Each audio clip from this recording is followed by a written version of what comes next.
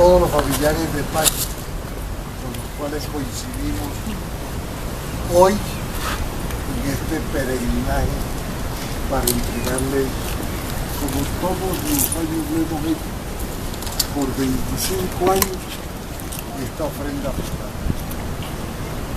Voy a leer unas palabras de Marcelo Torres, quien por razones de todos conocidas no puede estar presente en este acto. Y dice así: camarada Francisco Mosquera, hace ya un cuarto de siglo que nos dejaste. Las nieves del tiempo blanquean las testas veteranas de la vieja guardia del partido, en tanto que algunos de la generación de Cuadros en plena juventud o que apenas se asoman al inicio de su fecunda madurez, asumen algunos lugares en la primera línea de lucha. Francisco Castañeda, nuestro candidato al Consejo de Bogotá, como Ivonne Tapia, nuestra juvenil lideresa a la alcaldía de Mosquera en Cundinamarca, al igual que varios otros compañeras y compañeros o cercanos aliados en ciudades y municipios aspirantes a otras alcaldías, asambleas, consejos y juntas administradoras locales. Los más jóvenes se aprestan a desplegar su gran potencial en lo que debemos esforzarnos por ayudar. Pacho, no venimos a coronar tu tumba de laureles, que una época de defensiva estratégica en escala mundial no posibilita aún.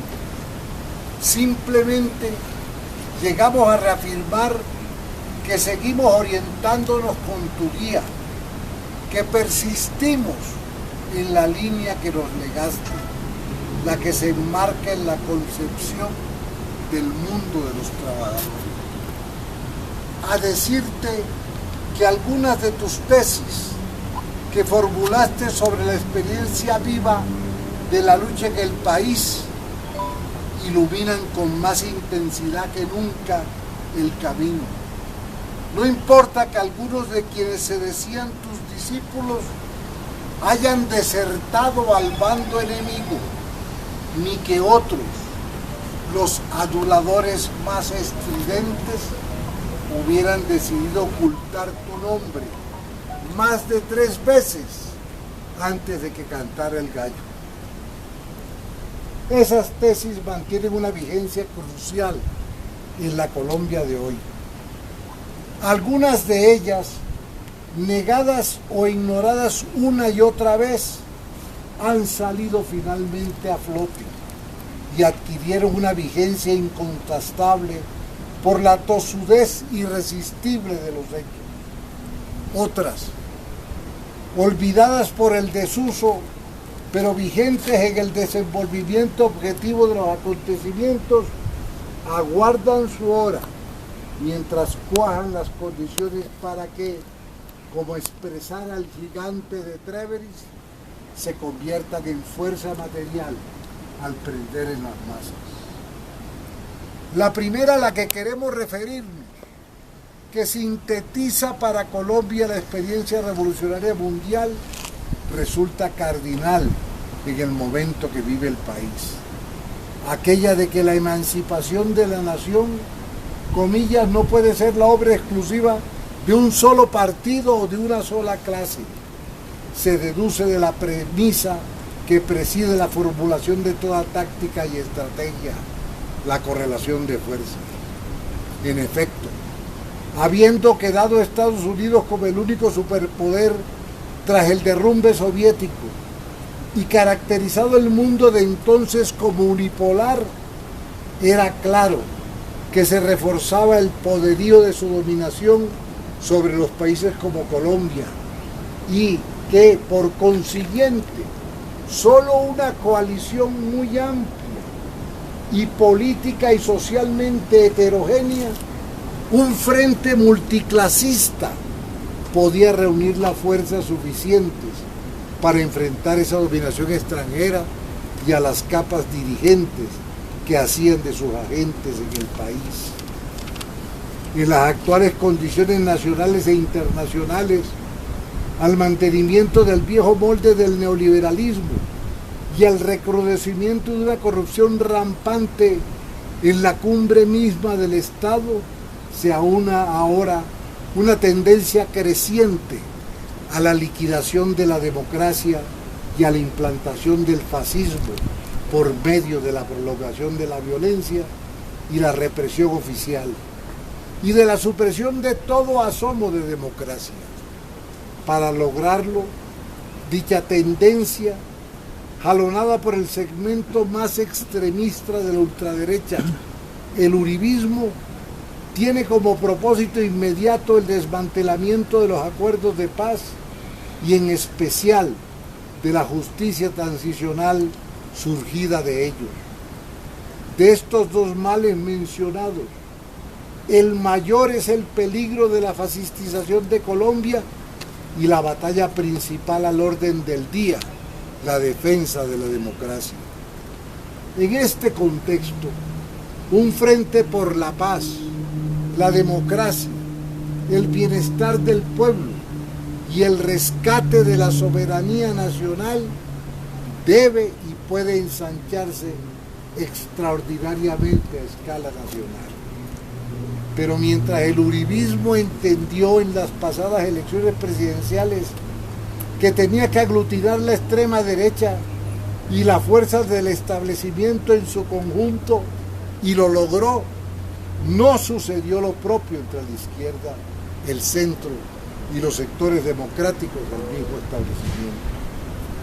A pesar de los notables avances del movimiento democrático, manifiesto en los 8 millones obtenidos por la candidatura presidencial de Gustavo Petro y en los más de 11 de la consulta popular contra la corrupción, no fue posible la completa unificación de fuerzas cuya sumatoria habría podido arrejar la victoria democrática en las presidenciales del 2018. Si bien cabe resaltar la decisión de Claudia López, de Alianza Verde, de respaldar en segunda vuelta la candidatura más avanzada y de mayor respaldo popular, la de Petro, el papel de lastre y rémora correspondió a Fajardo, el candidato del centro, y a Robledo, el senador del Polo. El antecedente citable, universal y ya clásico, lo constituye el trágico error de la Internacional Comunista al negarse a la alianza contra la socialdemocracia alemana que habría podido detener a Hitler en su carrera hacia el poder. Pero aunque algo pareció aprender la izquierda colombiana de la experiencia reciente, a juzgar por las coaliciones conformadas de centro a izquierda para las elecciones territoriales del 19, lo cierto es que quienes se opusieron a la unidad en el 18 se mantienen impenitentes en su postura. Con el agravante de que en Bogotá, escenario principal de la próxima batalla política, tanto Claudia López, la más opcionada candidata a la alcaldía de la capital, como Petro, se mantienen a la par en sus 13, pareciendo alejar la posibilidad de la coalición unitaria. Debemos añadir que aunque Petro pueda tener razón en cuanto al metro subterráneo y Claudia López haya expresado su preferencia por la próxima candidatura de Fajardo, declaración tan innecesaria como conflictiva, ningún interés particular, por justo y lícito que sea, justifica que se anteponga al interés general, que el líder de la Colombia humana respalde la única candidatura democrática, la de Claudia López, con opción de ganar y capaz de derrotar los aspirantes de la derecha. La tesis de la conformación de la más amplia coalición democrática posible aún no cuaja del todo, pero es evidente que ya franqueamos el estrecho límite de los rancios y obtusos sectarismos de izquierda. La candente vigencia de otra de tus tesis, Pacho, está de alcance no solo nacional, sino mundial. Vino a ser puesta de presente de modo abrupto por los recientes acontecimientos. La exigencia de que se fumigue con glifosato a raíz del crecimiento de la extensión de los cultivos de coca, la perentoria solicitud de extraditar a Santrich y las presiones del embajador gringo en apoyo a la iniciativa legislativa del uribismo gobernante en su campaña por mutilar la JEP, constituyeron intempestivo recordatorio a los colombianos de la omnipresente injerencia de Estados Unidos en nuestros asuntos. Sucesos que, no obstante convertirse en focos de la atención pública, mostraban apenas la punta del iceberg, manifestaban solo instantáneas parciales de una más vasta y grave realidad de sometimiento al extranjero, saqueo y malformación de nuestra economía, dominio sobre nuestra cultura y de modelación perversa de la forma y naturaleza del Estado, con la abyecta complicidad de esa seguidilla de gobernantes sumisos que ya demora 30 años. Tal proceso degenerativo parece haber tocado fondo con el retorno del uribismo al poder. El régimen Uribe Duque, con su gobernante de sainete, irrelevante, irrisorio y subalterno figurón, a través de quien gobierna realmente en cuerpo ajeno el verdadero jefe de la extrema derecha colombiana. Era que, como explicó en su momento esta tesis de Mosquera, el dominio del águila imperial gringa, depredadora y rapaz, ya casi centenario tras el colapso soviético y con la globalización imperialista y la generalización del modelo neoliberal, se volvió más profundo y extendido sobre Colombia como sobre los países de la periferia similares al nuestro.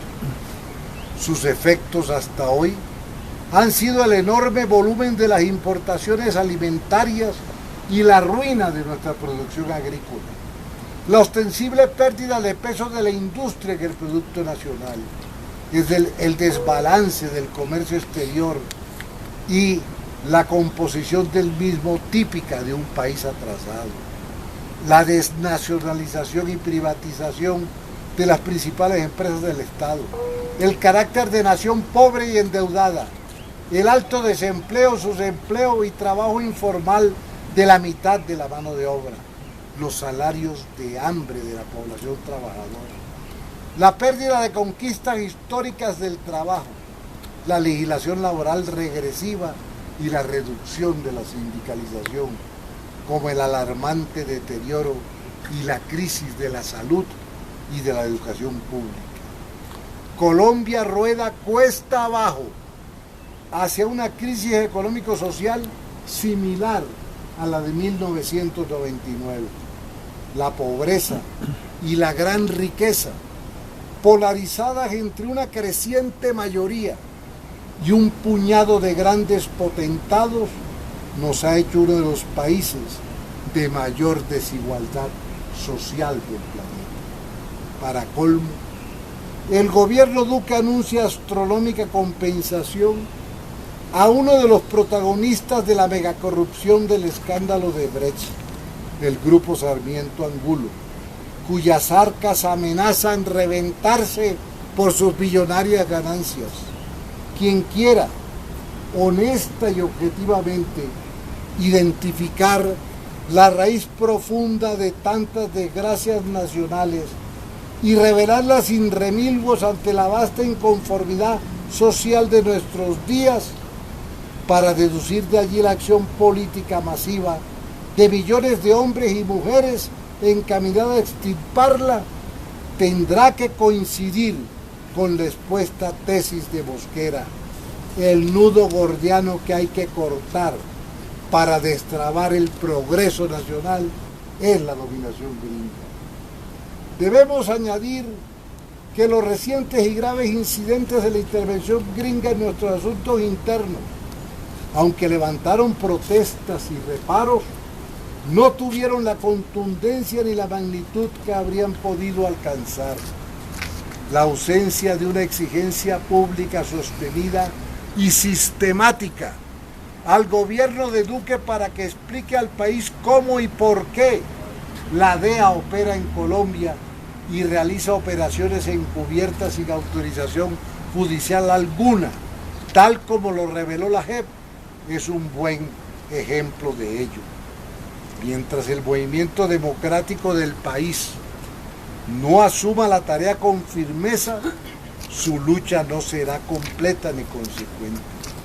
Los tiempos que corren, de cruda y abierta derechización de las políticas de los centros imperialistas, y en particular del centro hegemónico gringo bajo la presidencia de Trump, tanto internas como internacionales, catalizadas por su evidente declive y el ascenso de poderes emergentes, vuelven más agresivos y brutales sus métodos de dominación y más descarado su intervencionismo.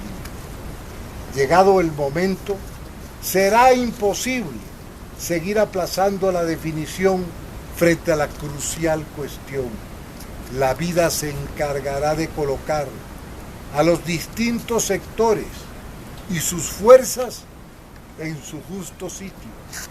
Entonces, también para esta fundamental tesis de Mosquera habrá llegado su momento. La tercera de las tesis a que hoy aludimos concierne a los problemas de la guerra y la paz. La decisión de la agrupación de alzados en armas más antiguas del país, mediante un acuerdo de paz con el establecimiento, de abandonar la lucha armada para librar la lucha política, fue saludada y recibió el apoyo de la Colombia democrática, en cuyas filas nos contamos.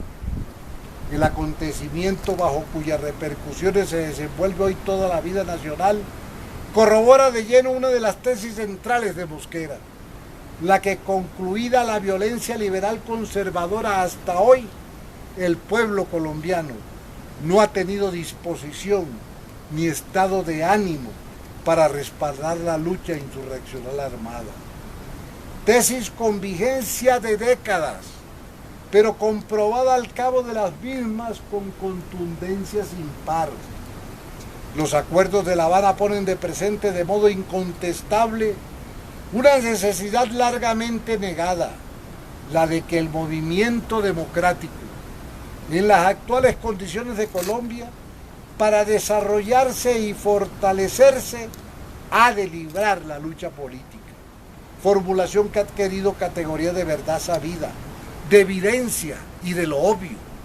Por supuesto, para tal confirmación ha sido necesario que ríos de sangre y descalabros sin fin corrieran bajo el puente de la historia, sin que la tardanza para que aflorara su sentido menguara su validez pretérita y actual, y sin que los protagonistas de las fallidas gestas bélicas, en cada caso en que pactaban las paces con los gobiernos de turno, dejaran de pregonar, sin el menor asomo autocrítico, la validez de su lucha en armas hasta el instante mismo en que estampaban su rúbrica al pie del respectivo acuerdo de paz. ¿Acaso sean pocos quienes hoy recuerden o reconozcan que fue Francisco Mosquera, en el fragor de los años 60, el primero en formular esta fundamental verdad, reiterada y profundizada sin interrupción después, olvidada o descartada deliberadamente, pero siempre vigente? Pero día vendrá en que la lucha de nuestro pueblo sea escrita de nuevo, sin omisiones ni tergiversaciones. Entonces, el sol de la justicia histórica brillará sobre el mármol de tu tumba y elevará, Pacho, tu nombre al sitio que mereces con todas sus letras. ¡Viva Francisco Mosquera! ¡Viva! ¡Viva! ¡Viva! ¡Viva el Partido del Trabajo de Colombia! ¡Viva! ¡Viva! ¡Viva! ¡Viva Colombia! ¡Viva! ¡Viva! ¡Viva!